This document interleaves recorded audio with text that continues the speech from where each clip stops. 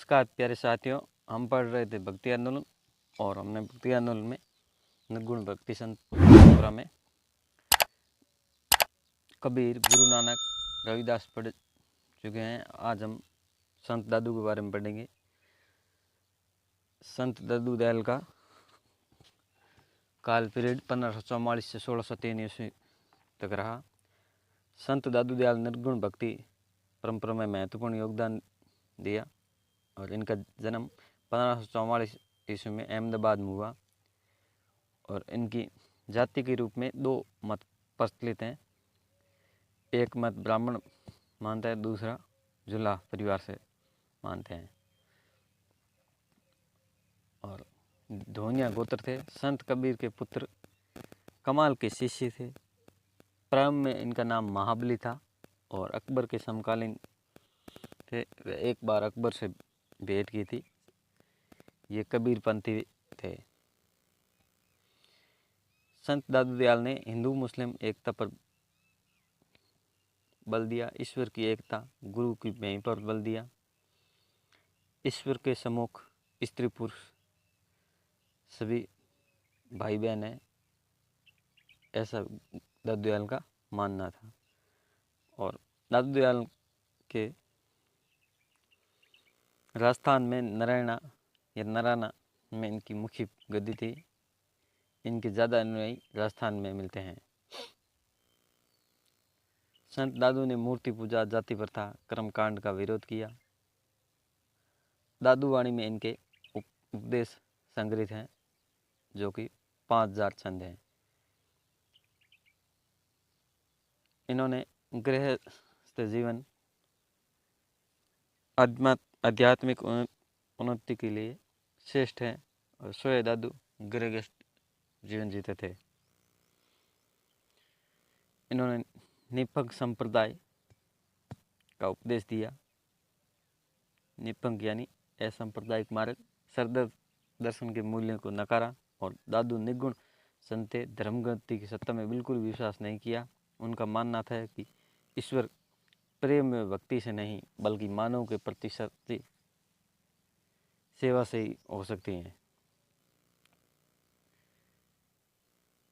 परम ब्रह्म संप्रदाय बनाया और संत दादू दयाल को अकबर ने 1585 में धार्मिक चर्चा हेतु फतेहपुर सीकरी बुलाया और दादू दयाल को भगवंत दास ने परिचित करवाया सम्राट अकबर से। भगवंत दास जो कि आमेर के कच्छा राजवंश से संबंधित थे और इन्होंने शिक्षा दी कि विनयशील बनो, अहम को त्यागो।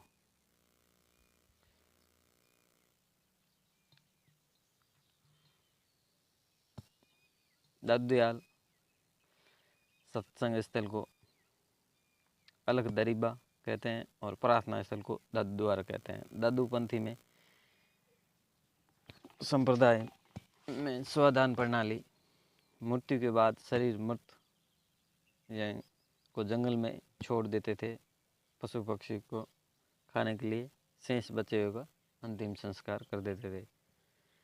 दादू के शिष्यों में 152 मुख्य शिष्य थे, जिनमें 52 एकांतवासी थे और 100 शेष जो 52 शिष्य 52 स्तंभ कहलाते। 52 स्थानों पर दादू द्वारा बनवाए। यह जानकारी हमें राघवदास द्वारा लिखित भक्तमाला व लालदास कृत नाममाला में मिलती हैं। दादू की 5 शाखाएं थी, जो कि दादू दयाल के विचारों से संबंधित दादू पंथ की इन 5 शाखाएं में खालसा, दूसरी विरक्त, तीसरी उत्तरोदया उत्तरदेव, चौथी खाकीर, 5वां नागासाकी नागा। दादू दयाल के शिष्य सुंदरदास द्वारा नागा शाखा की स्थापना की, जो कि सेना में भर्ती होना पसंद करते हैं। इनके शिष्यों में रजब जी, जो कि आजीवन दूल्हे के वेश में रहे, जो गरीबदास, सुंदरदास, बखना जी।